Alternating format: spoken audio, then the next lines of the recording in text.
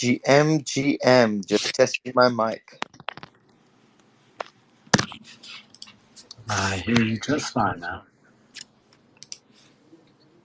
Perfecto. Cool. I see Daniel. Sorry, and I'm from two devices here. Hang on.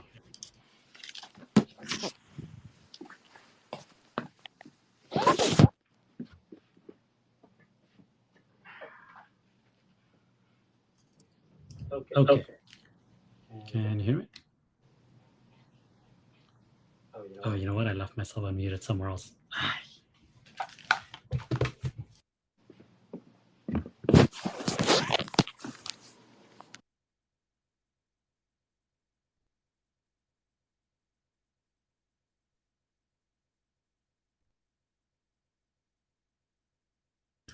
Okay. Sorry about that. So I'm logging in from two devices, so I can go ahead and launch this space, but also so I can speak from my own account, which in the past has not been possible. Thanks to, I guess, a recent update, I can log in from the browser, desktop browser. Yeah. And I was saying, I do see Daniel also in the audience. Daniel is with Gitcoin. And so just to kind of set the stage here, and I know we're waiting for a few more people to pop in, but I just came back from permissionless last week. And obviously, there was a lot of really great things happening there. I'm very happy that I attended. There was this panel on the future of on-chain identity. And it just, obviously it just relates a lot to the work that I do, that I've been doing for the last couple of years. Obviously, to the work that I've done over at Ontology. And so for me, to be able to kind of bring this back around to continue this conversation here with some of the folks that I personally know that are involved in the space, in developing on identity tools firstly, but maybe also on-chain identity tools. And we'll talk a little bit about the differentiation in a moment. This is just a fantastic time to do that. So I'm glad to see so many familiar faces. I do see some of the people in the audience. So just talk amongst yourselves. Go ahead and give a round of introductions. Polaris, why don't we go with you first? Then we'll go with Daniel while I bring some more people onto the stage.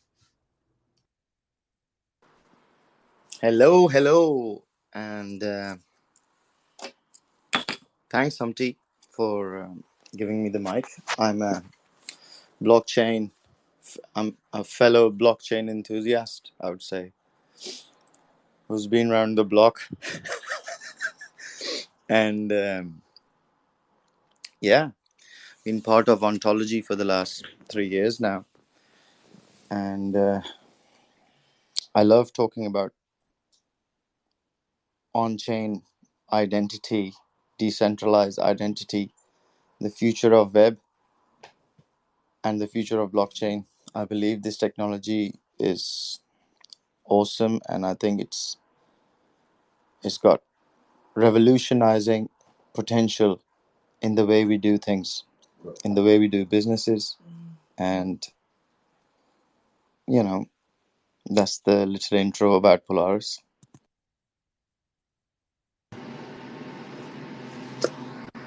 Sweet. Back at 7.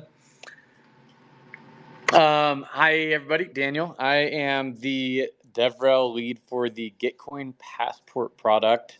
I'm also helping support the Public Goods Network as we're starting to build that out. For those of you that don't know, Passport is a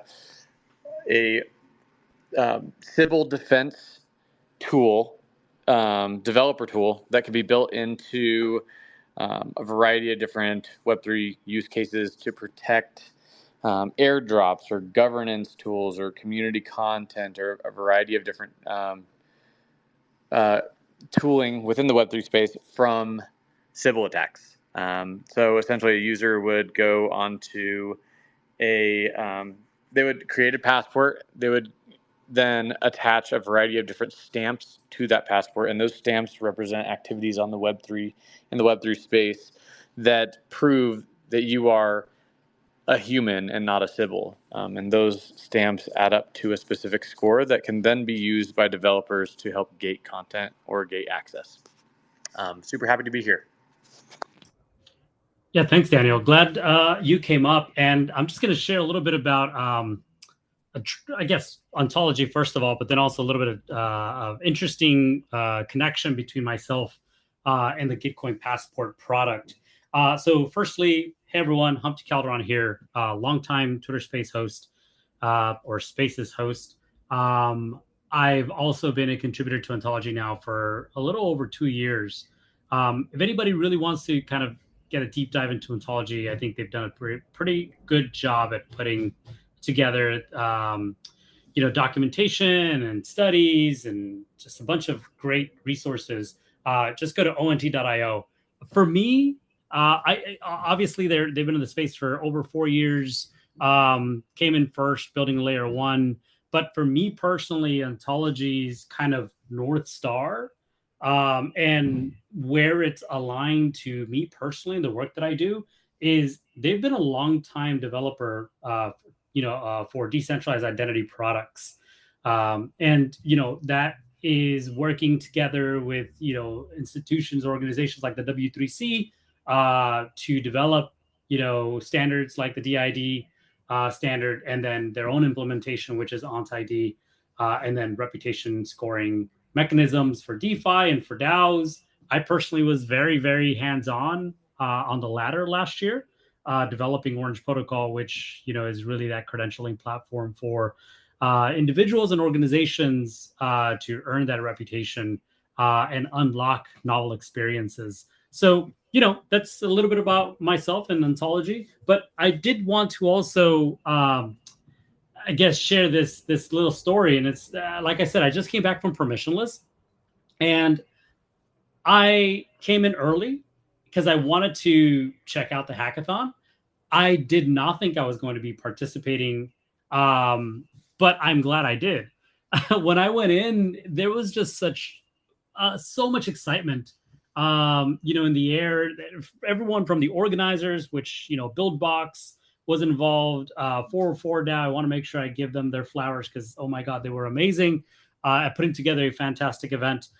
But I ended up contributing and creating something, and it was called Region Score. And the intention of it was to try to increase visibility into people's journey in collecting stamps on Gitcoin Passport, and then to create incentives so that people can be incentivized, right, to unlock more stamps along the way, along their journey. So obviously, I think, if anybody's following kind of the story behind Gitcoin Passport and Gitcoin in general, they host these grants regularly, I believe almost quarterly. And there is this Sybil problem. I think that they're affected by more than most because there's a money component to it. And so Gitcoin Passport really provides that, resistance layer, if you will, to ensure that people can attest to their identity, and if maybe even some might say reputation. And so you accumulate a certain score to be able to unlock the full amount of the matching pools. But there were concerns, I think is a fair way to say it, that people could not get there. And I don't think it was necessarily their fault or even Gitcoin Passport fault. Maybe it was a visibility issue. And so I was like, oh, this might be something that I can contribute to just based on the things that I know and the things that are interesting to me. So I know I went down a tangent there, but I just wanted to talk about just really some of what Gitcoin Passport is doing and some of the things that I did recently with their product through that hackathon, not directly with them.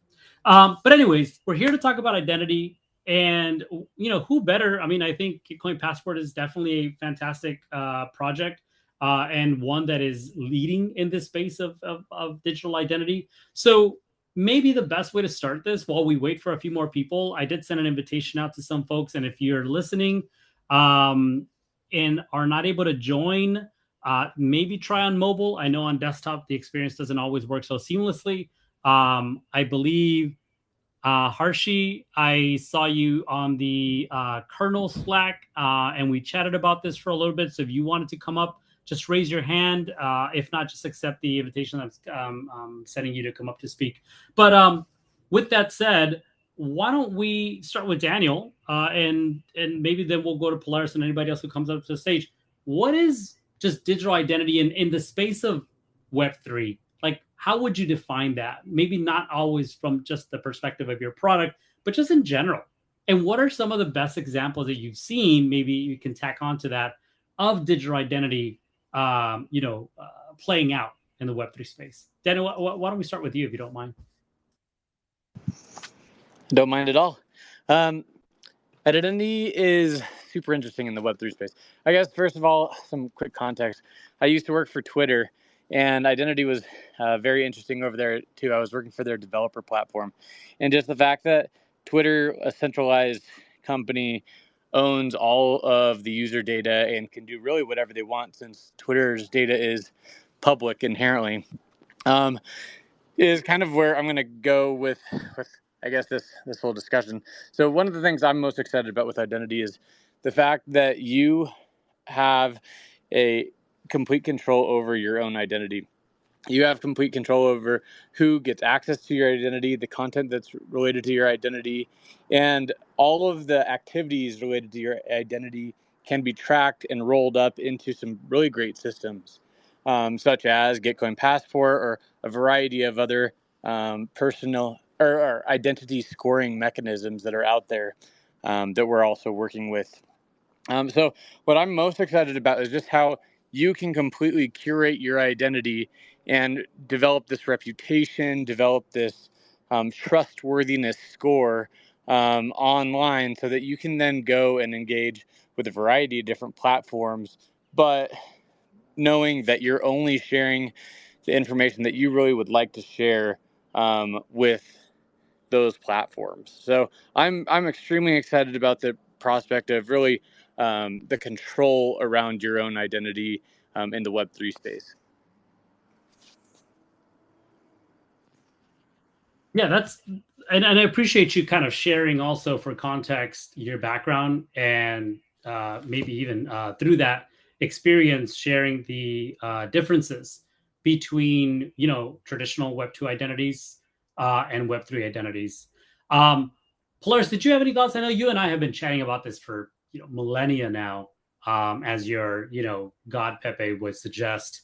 We've been sitting on this rock for a long time discussing it. But I would, I guess, be more interested to see maybe recently, have you, through your journey and exploration of Web3, seen any kind of novel, interesting implementations of digital identity? Yeah, just I'll leave it at that because I know I can lead too much the question. But anything you see recently?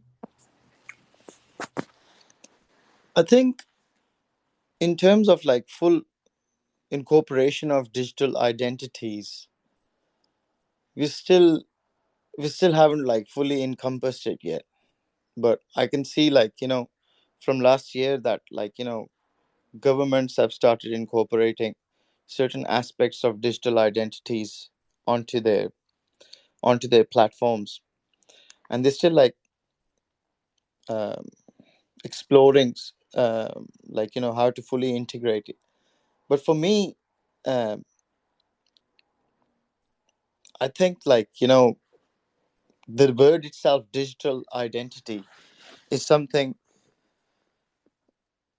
which kind of like covers every single part of your online uh, persona really, and having having full control of that as you move on to the online interfaces is something which is becoming a big issue now.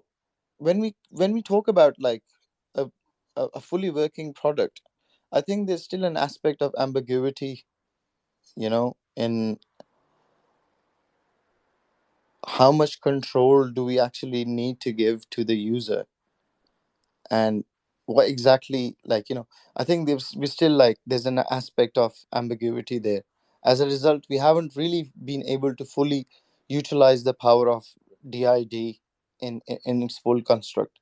But I'm sure, like, as we move forward, things will become much clearer in terms of regulations, in terms of how much control can we actually have over the products we're using, over our own credentials, our data, and our footsteps.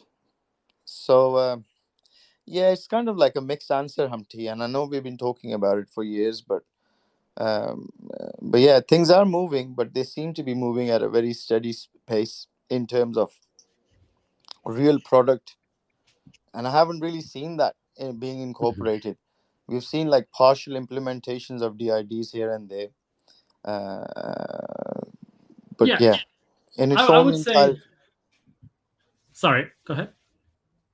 yeah, in its own entirety, I haven't really seen a product like in I think the factors which I've mentioned, like in terms of regulations and all these different nuances which are connected towards regulations, they are causing hindrance towards a fully functional product to be coming forward.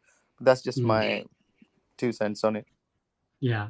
Um, well, I do have some thoughts, but I also want to recognize that there's two new speakers on the stage, and it looks like Daniel fell off. So hopefully he's able to join us again in a little bit. But Harshi GM, I know you were asking some questions in the kernel Slack, and I mentioned that we would be hosting this space today. So I guess, do you have, just from your perspective, the work that you do you have a unique, I guess, definition to digital identity as it pertains to the Web3 space? And have you seen any kind of novel approaches recently, either in the work that you're doing personally, or maybe some integration, or just anything else? Hi everyone, and Humpty, thank you so much for the invite. Actually, I've been just like I've been just getting excited about everything identity, like in general, for the past few weeks. I'm pretty much like new into the space, like especially identity. Just got interested like because there's this one hackathon going on by New Forum, but I've been like working with a few companies like in the space, so I've incorporated like like such mechanisms, especially like within gaming.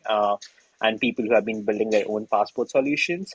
So I think that's it. But like, so how I have been looking at identity, maybe like my current perception is maybe like just basically a collection of attestations, right? So it basically maybe like I would say a dynamic collection of nodes, or a dynamic collection of like attestations, which keeps on like like evolving over time, right? So because like your interests or your behavioral patterns, or maybe something that you might have attested to like maybe like 2 years back, that's not a part of your identity anymore. So maybe like a dynamic collection of attestations is like how I've been looking at it. So yeah. Yeah, I kind of want to pull on that thread a little bit. And I wish Daniel was still up here, because I think that Gitcoin Passport is a good example of that collection of attestations, right?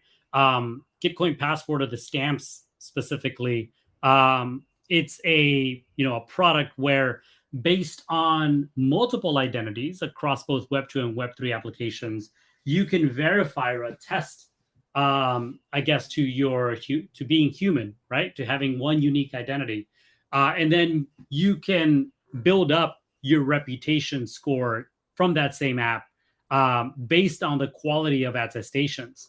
Furthermore, I would say, and again, I'm only able to describe this in the way that I do because I recently kind of dug into it during a hackathon. So similar to what Harshi was saying, I've recently dug into it because of a hackathon, and so they also are leveraging Optimism's attestations to be able to um, move some of these off-chain, I guess, components on-chain, where now you have these composable primitives on which you can build on top of, right? So you have these stamps that have been minted on chain, if you will, this score that's been minted on chain that says, hey, this person, this wallet, this identity here has reached a certain level of reputation. Maybe this is a signal for you to give this person access to something else using this primitive. This is, by the way, why this topic is called Future of On-Chain Identity, because I don't think that it's necessarily just let's talk about decentralized identity. It's also talk about composable identity. And so hopefully we'll get there. And that's why I said I wanted to pull on that thread a little bit. Also recognizing that Donnie is on stage. I was on a space that Donnie hosted earlier today on, I guess really the philosophy of art. And as much as I wish I could have stepped up to speak, I was kind of in the middle of an errand, so I couldn't come up. But there was something there that I think relates to this conversation. And really, I think the conversation that Donnie was having in that space was, what is art? And a lot of the debate that I saw was around art from the perspective of the creator and art from the perspective of the consumer, if you will, right? The person who's viewing it, or the person who's buying it, or the person who's, subscribed to that style of art. Like, that's what I heard. And I think there's a parallel here between identity and reputation, where it's like, well, what is identity? Identity it's a self-owned thing. And then is reputation then the reflection of that, where people perceptions of who we are is the reputation. So we cannot control that. It's controlled externally. Donnie, do you want to thread that for me? Because I feel like I dug a big hole and you're the only person that can rescue me. Dude, you said exactly what we started. There were 3 episodes that pertained to this. Well, probably more, actually, because all of them were interrelated in some way. They all kind of dialed back to the same fundamental human premises of how we navigate things and how we are perceived when we do that, kind of. So there was an episode fully on identity and how we traverse identity as individuals, and how reputation is formed over time with the addition of an observer. And art is a lot like that, because you can't have art without an observer. Even if you're the observer and you made the art, you still need to look at, like, someone needs to see it for it to be qualified as such. And it's a hairy topic, because you can make something and call it art, and someone else can view it and not call it not art. But it doesn't mean it's not art. It's sort of like defining what is art or what is someone's identity is kind of like talking about hunger or love. We attribute these feelings to ourselves and other things, but only because they're fundamentally, like, inextricably linked to who we are. Like, what is the definition of love, right? It's what you have for someone you love. But the definition of art is something you think is art. There's no other better way to say it. So I don't know if that really falls into this. I didn't hear the first 10 or 15 minutes of this conversation, so I'm really not sure how to tie it back. Except that maybe identity is something we want to have, and reputation is how people see that thing. Yeah. So just to, I guess, give you a bit of background, we just started with introductions, and we had someone else on stage that I don't know if accidentally dropped off, or for all we know, their phone just ran out of battery, and which, by the way, has happened to me, and they're not able to join until that is all charged up. But it was introductions, and we started by introducing, I guess, Gitcoin Passport, which that's the person that was up here is Daniel. He's a DevRel there. And we wanted to try to get an understanding just generally about, like, what is identity? And then now we're getting a little bit more into, like, this idea of, like, identity as both a composable primitive, but also as this reflection or this thing that has a reflection, which then is not necessarily within our control, right? And we're calling that reputation. And so I was just bringing up what you talked about, because I think that it just was very interesting how the conversations had some, I guess, synergies in the way that they were debated. We were talking to, really quick, it was funny, we were talking on the reputation episode, we were talking about how you can pee on a tree in a public park. This is funny, it's super dynamic. Squirrels and deer pee on those same trees, but when you do it, it's perceived differently by everyone, kind of. But at the same time, there are, from the observer standpoint, someone else who's camping with you versus a state park trooper will see that act very differently. So, like, not only is you doing something that's the same as all the other animals perceived differently by nature of you being you, but it's also perceived differently by the sets of observers that see that thing. So, if we're to talk about peeing on a tree as a relation to, let's say, I don't know, analogously, having a job at McDonald's for 6 months, many people will see that as not long enough or too long or the wrong job or the right job. Meanwhile, you're just a guy who did a thing, you know? I thought that was a really interesting way to expose how varied the perception and action can be in this one, I don't know, that one frame of reference. Yeah, Polaris, I think you have your hand up. I'm trying to look at my phone and then also talk from the desktop, so this is a weird situation. But Polaris, I think I saw your hand up. What's up? Yay, Donnie, nice to hear your voice, bro. How you doing? And Great. Just back to that conversation, that question you asked me, and I was thinking while you guys were brainstorming, like, I'm not sure what's happened to my brain, but it seems to be very like work oriented in terms of processes. And I'm thinking, like, moving forward, the way the state of the internet, which we currently have, and the advancements of AI, and um, you know AI making accounts, and these Sybil attacks getting out of hand. Moving forward, I think just being able to verify that you are human and being able to circumvent uh, that aspect which AI can depict as well. I think this is where the whole DID aspect is going to really start digging in terms of how we move forward as a functional world where we use the internet as a mode of communication. Um, I mean, I totally agree with. I think it's fascinating moving forward with what Donnie was talking about, like in terms of perception of art, and this is always a very interesting uh, place to discuss. Like, it's always an interesting topic to talk about in terms of what perception is there, and I suppose this is where the value comes in as well. But yeah, these were a few thoughts which I thought, like, I'd share, that like DIDs, in terms of a working product, would eventually is transpiring towards that end, where I see like AI being uh, mimicking human behavior to the point that it's extremely hard to depict.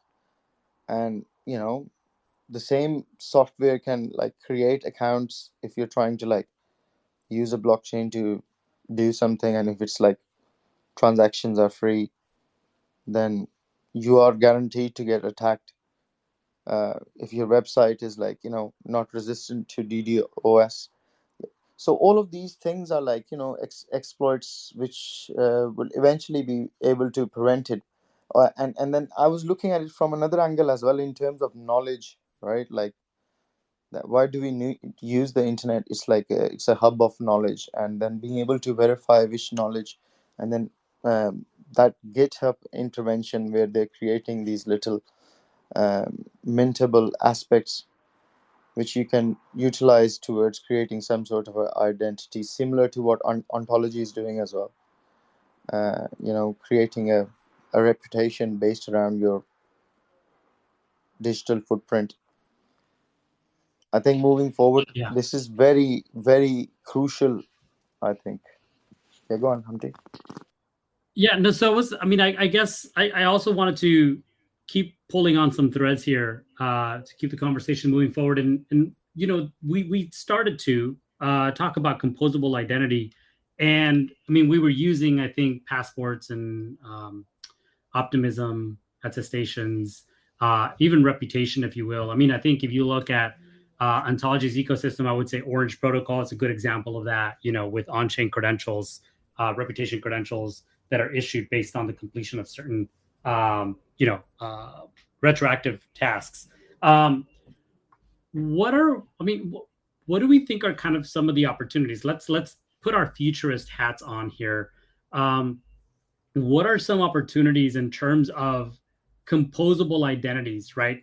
And this is to say, sorry, to preface this a little bit, I am not a singular or single faceted individual. Like, I am comprised of a variety of experiences, influenced by a variety of interests. And so I am a multifaceted individual who has different, interests and community groups. I'm a member of different communities, including my family. What are our thoughts about these multifaceted identities that are facilitated through on-chain, I guess, identity primitives that we can create composable experiences from? Because let's be honest, everything that we do on chain leaks some data to the network. And, if you're across multiple networks, then across multiple networks too. That can be a good or a bad thing. Let's assume it's a good thing. If it's a good thing, then how can we capture the value of that data so that an individual can create a much richer identity and better experiences from that? Maybe that's a good question. And Harshi, why don't we go with you first?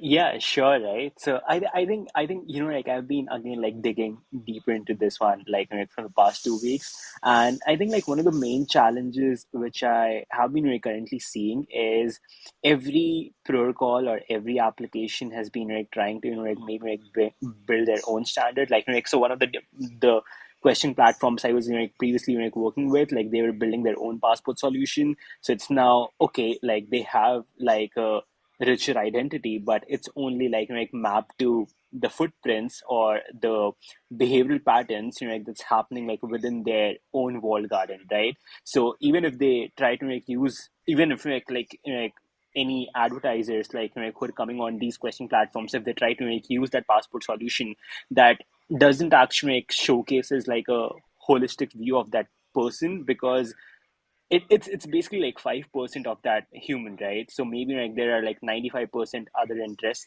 that's going out there. So one thing I think like one of the solutions over here, like which I found out, is one of the approaches that again like you were mentioning about like how Gitcoin plugged into OP Stack. So like I think OP Stack was like previously like building their own native attestation service, but I think they abandoned it and they partnered up with Ethereum attestation service. I think Ethereum attestation service is now like natively plugged into OP Stack. So I really like what these guys at ES like they're currently doing. So it's like like they're like trying to like build like the base primitive for attestations. So having attestations at this like like one standardized base primitive, it allows different protocols to just like maybe talk to each other rather than building an attesting on their own, right? So like rather than like WorldCoin building their own base layer, they can now be reimagined as, okay,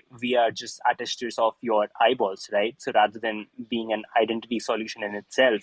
So I think that's a good example, because currently, so I was also like talking to guys at Newcoin, I mean a few hours back, and we were having a conversation like, what if like we want to like bring in verifiable credentials like from Disco onto like, sorry, not Newcoin basically, but guys at Orbis. Yeah. So like what if we want to like bring in verifiable credentials like from Disco into a profile for Orbis, and they it's the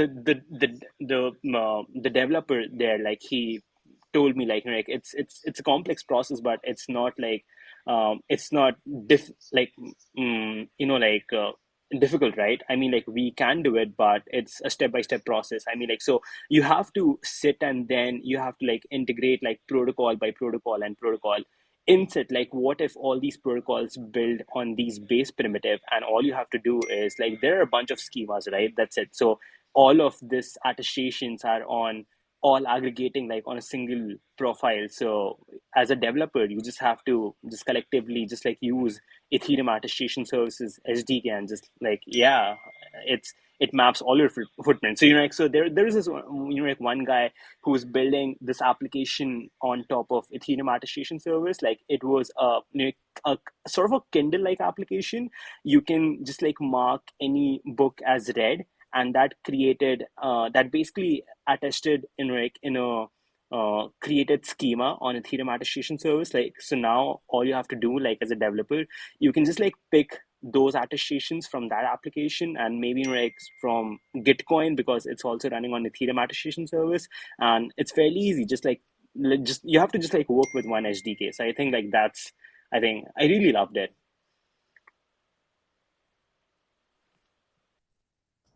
Yeah, that's very interesting.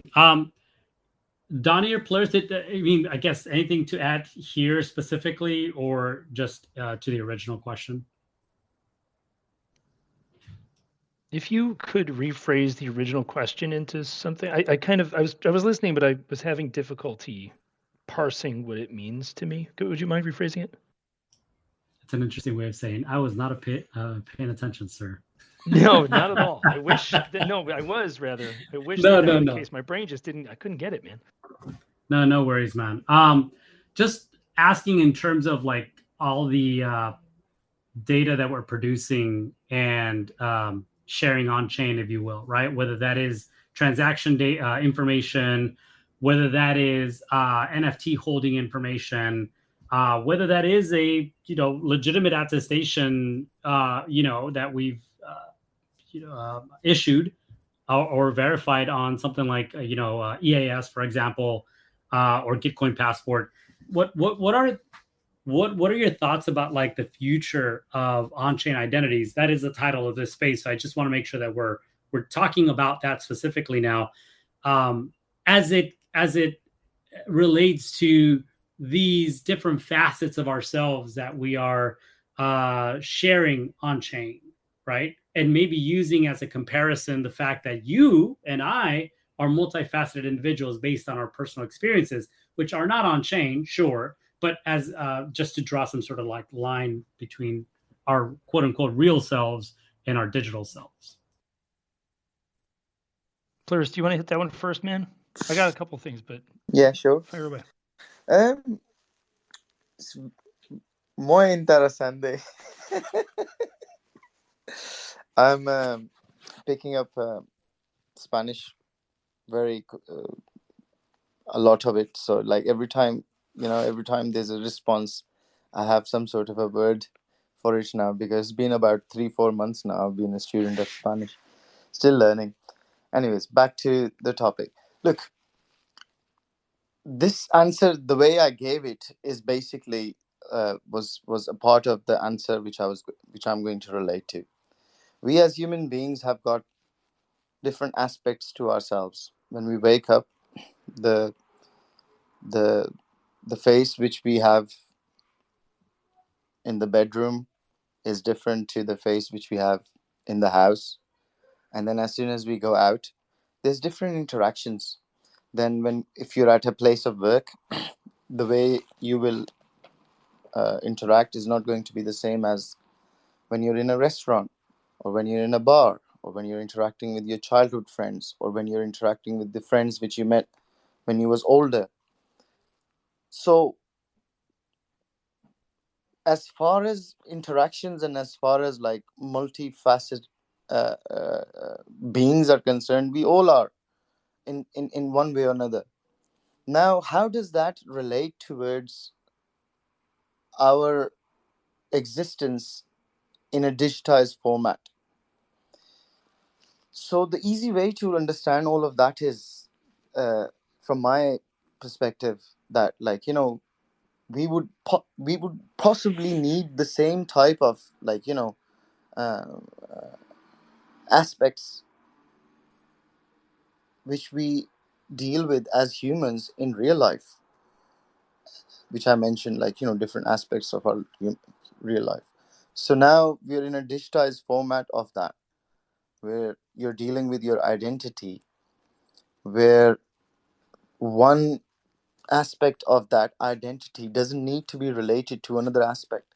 Like, for example, my on-chain activity, which is relating to NFTs, and like, is not really related to the DeFi aspect of the same wallet. And also, if I'm a part of a Discord which requires people who have been using Ethereum on-chain, Ethereum since, let's say, 2015, that doesn't require none of those aspects as well. So, I mean, these are just different hypothetical scenarios I'm coming up with. But moving forward, you know, different, if there is a metaverse, like, interactions in the metaverse would have different aspects. People who are, like, into development would have different interactions with their wallet, or different credentials associated with those wallets, which would allow them to move forward. And this kind of like relates towards that Sybil attack and the AI development we was talking about as well. So yeah, this is how I look at it. Like, in terms of the future of on-chain identity, it is like split into different aspects, as I would say, the same way humans are split into different aspects, and the collaboration of all of that makes them the person they are, makes me or you or all of us the person we are. And I think on-chain identity should reflect that. I mean, hypothetically, or not hypothetically, like, I ideally they should reflect that, unless, obviously you're trying to like um, project a different persona, and that's a completely different story. But yeah, ideally that would be the answer to that question, Humpty.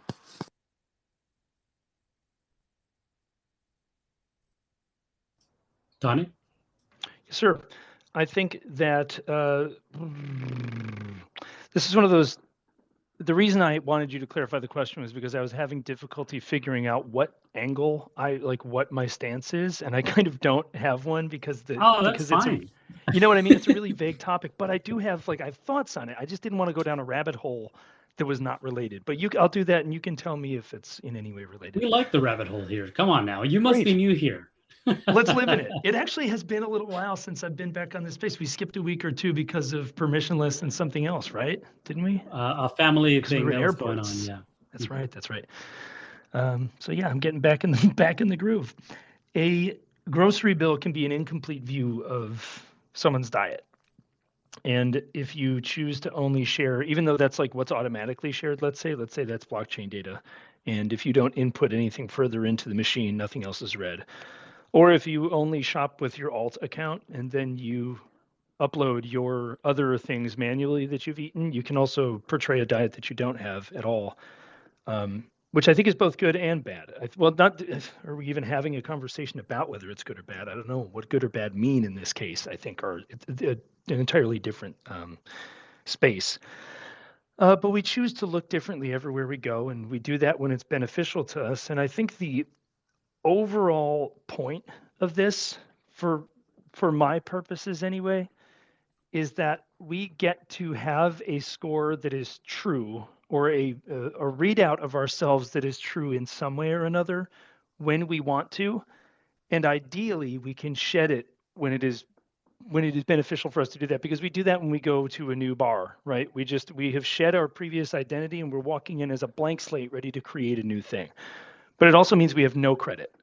So the crux of this is that you can carry things with you when you want to, and you can shed them, but there is also that downfall of having nothing associated with you when you don't carry it. And I think exploring that is something I do a lot of, but I'm not sure if that fully pertains to this topic. I like to weigh the pros and cons of having a credit score that is good or bad versus having no credit score, and how we can navigate that in the future. So, and I don't want to assume what you were saying, or make any assumptions on what you were saying, but it sounds like maybe at first what you were describing was a world in which we don't necessarily have enough information about someone and we're passing judgments on them. I think that goes back to kind of what you were saying earlier in terms of like, these assumptions, I guess, would be like reputations. Like this person is X because of this, which I think, to be fair, I think many of us might be making those false assumptions anyways when we talk about someone because we don't have all the information. So what is reputation then, if not an incomplete view into someone's kind of identity and behavior? In this case, though, the assumption we're making, right, because it's we have to make assumptions. We're not working with any kind of perfect truth here, is that there is a system where we can create these composable identities based on either the information that someone has shared themselves to make this a complete, reputation, if you will, or put together from the bits and pieces that are available about this person's identity, whether they're participating in governance across different DAOs and their, preferences for art using the NFTs that they hold, but also their strong relationships that they have with these organizations or with this art based on how long they've held something. My question then was, would these be then ways for us to arrive at some on-chain identity that is built from these composable primitives, that live on chain? I don't think I necessarily heard any agreement on this, so that's fine. We can move on, unless someone wanted to add anything else before we do.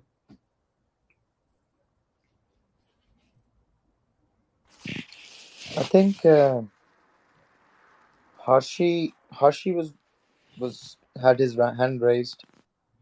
Oh, I can't see hands raised. Sorry, everyone. I'm on desktop, so just go ahead and unmute yourself. Yeah, no, Go ahead. I don't think I have anything like regarding composability. But like Donnie, I genuinely like your point, like regarding like having these scores. And actually, like this goes back to like you remember like Humpty, the thing that was like talking in that Slack group is like like I don't think we can actually define something as like true or false, like this is right or this is wrong, because again it goes back to the same thing, right? And art might be like valuable to someone and it's not going to be valuable to like someone else, right? So I think like these scores can again be like very relative to, dependent on who we decide to trust, right? So let's say, for example, like if Gitcoin is an organization and if they have like certain values and certain beliefs, like their score for someone else, I mean like their users, should be configurable on the basis of like who they decide to trust, right? So I think that's very relative and there's nothing right or wrong. I think that's my belief.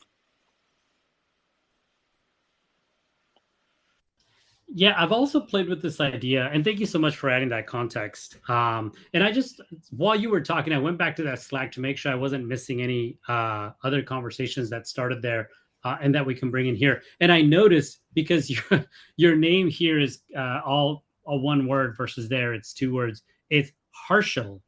Is that correct? Yeah, Have I been mispronouncing it this whole time? Yeah, it's Harshal actually. Okay, I'm so sorry, Harshal. No, that's right. I cut the name short here, and I was calling you Harshi. So my sincere apologies for that. No, so no, I appreciate you circling back to that, because I'm just gonna bring something else back up here, and maybe this will spark another conversation.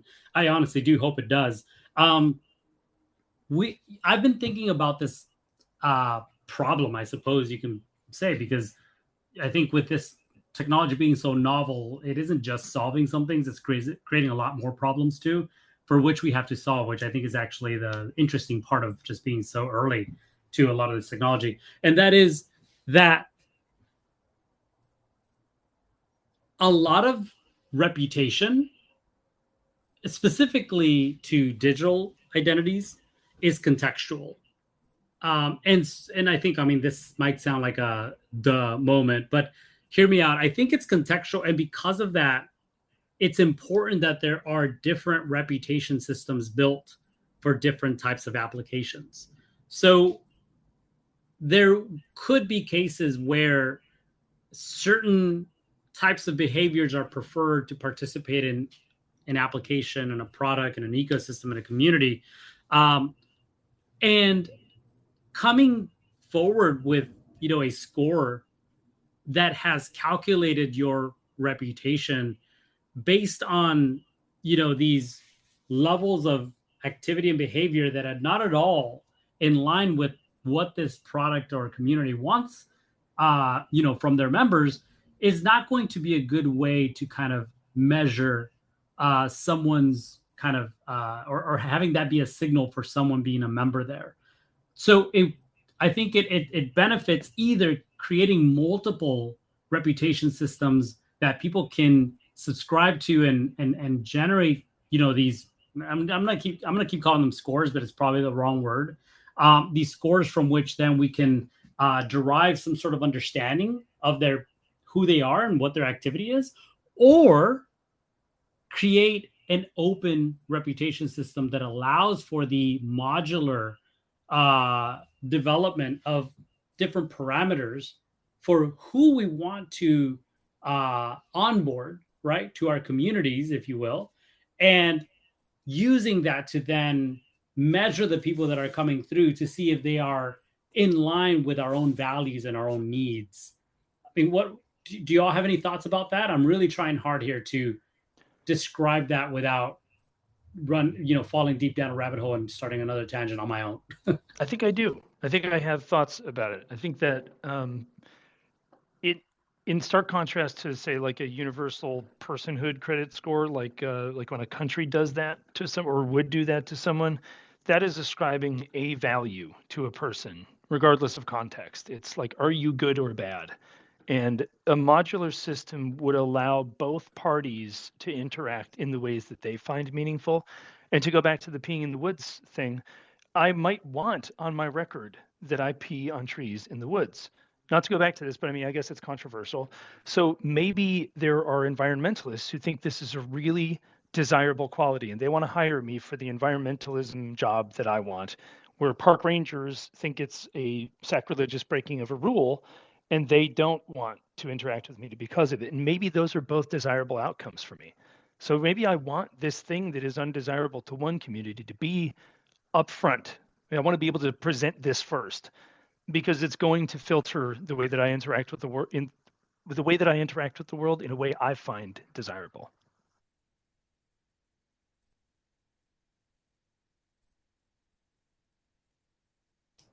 Yeah, I think it's easy to forget that, and I think that for some folks, and I think this is true for Ontology, this is true for projects like Disco, this is true for projects like Gitcoin, because I've seen them kind of lead with this, is that sometimes it's easy to forget the self-sovereignty piece to identity, where an individual should have agency over not just how they present themselves, but also how they may be represented to others.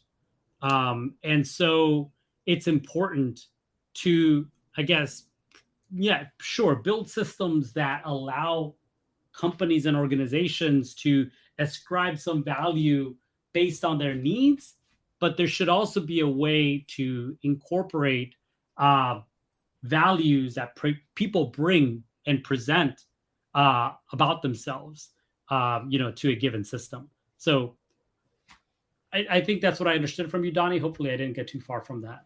Yeah, I think that's what I was trying to say. What I like about instead of a raw data collection that's permanently colored by a source, or rather a viewer, and then spits out like for example, a credit score. It doesn't say like what you do when you owe a grocery store money versus when you owe a bookie money or something like that. It's an incomplete view of what's going on in your life, and it's a number that's generated kind of haphazardly from all data that exists from a perspective. And that is not the goal. The goal is not to have this, like, as we say all the time, dystopia, where everything you've done is recorded and judged by one entity, and now that's who you are. Because that's not how real life works. Real life works in the way that if, like, I develop a bad reputation at a restaurant by not paying once I just go to a different restaurant, and they don't know that yet. And that's whether that's good or bad, I don't know, but it gives me the opportunity to reset maybe my moral structure and be like, that didn't work when I did it last time. And that's not my goal. My goal is not to swindle people. I want to be welcomed. So I'm going to behave differently now. And I have that opportunity in real life to do that. It's a scary world where you can't shed the things you've done wrong. We were talking in the reputation episode of the podcast about how jail is a really interesting, that's a non-word. Jail is a controversial subject with this regard because jail is a punishment for a crime.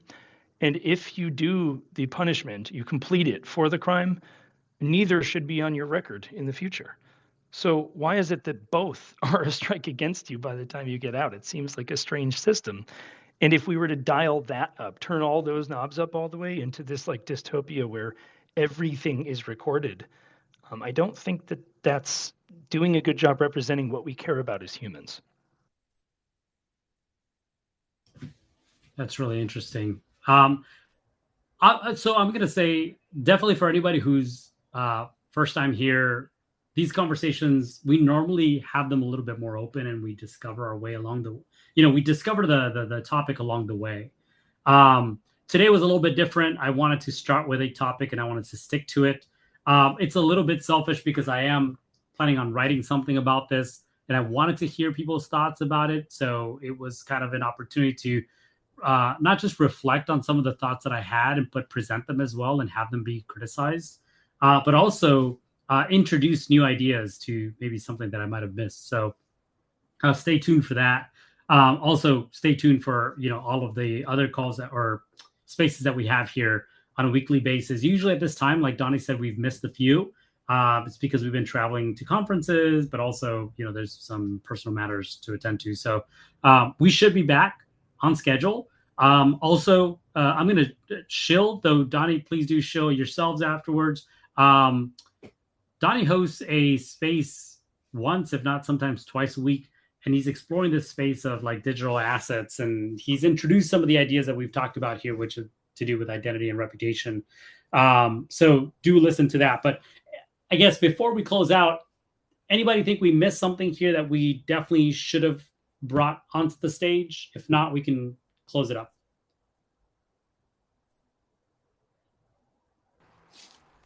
Yeah, I think we pretty much covered everything. Cool.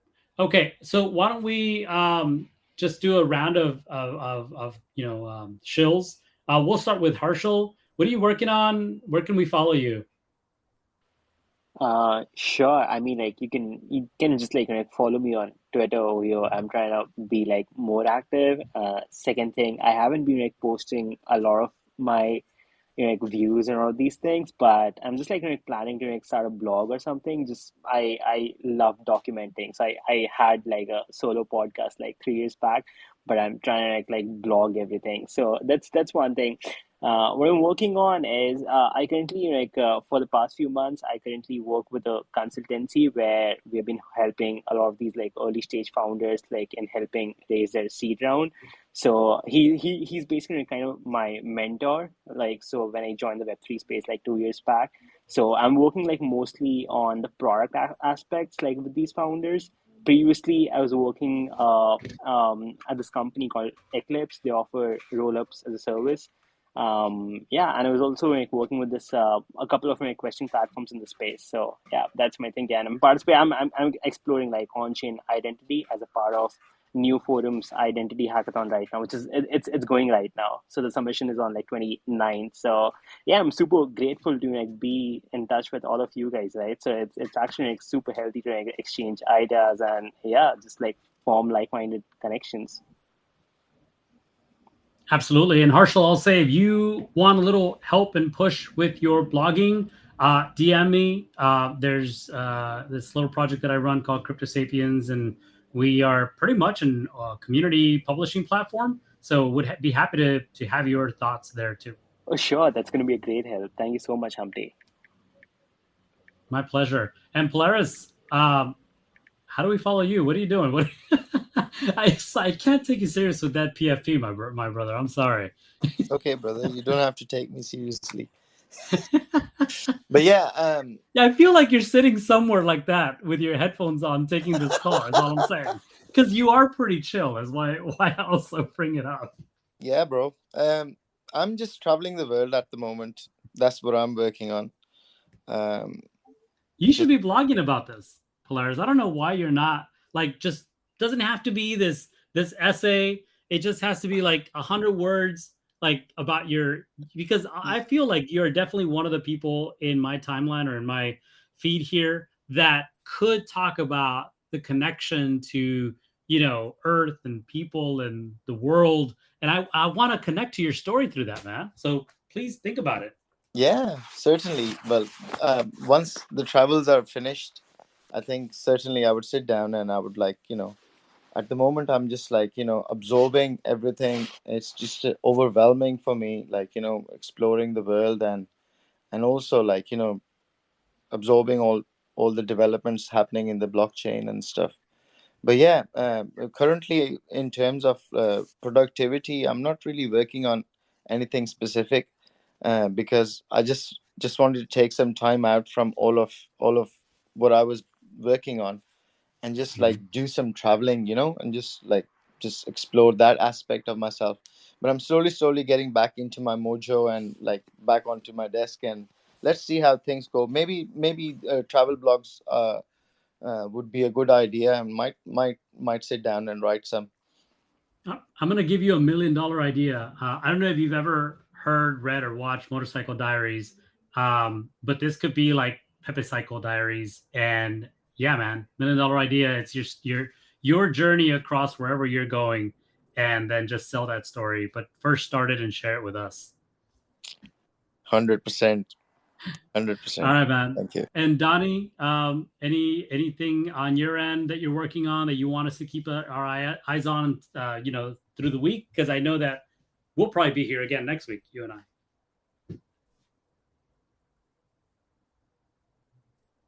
Oh, he's back as listener. And I'm yeah, and I'm not on my mobile, so I'm on desktop. I didn't even notice he fell off. Definitely follow everybody that's up here. Thank you so much, everyone, for your time. This has been a wonderful space. I know we're a little over the hour. We usually try to keep it within the hour, but I think that this was good because we had a lot of different people represented here speaking on like what they're working on and the future of on-chain identity. Let's keep this conversation going, and we'll see you all again next week. And until then, Polaris, what do you normally say to everyone? Take care, everyone. Look after yourself. Have a fantastic week. Make sure to drink lots of water. Is that what you was asking me, Humpty? 100%. I love your sign outs. Those are great. All right. Bye, everyone. All right. Bye, everyone. Thank you so much.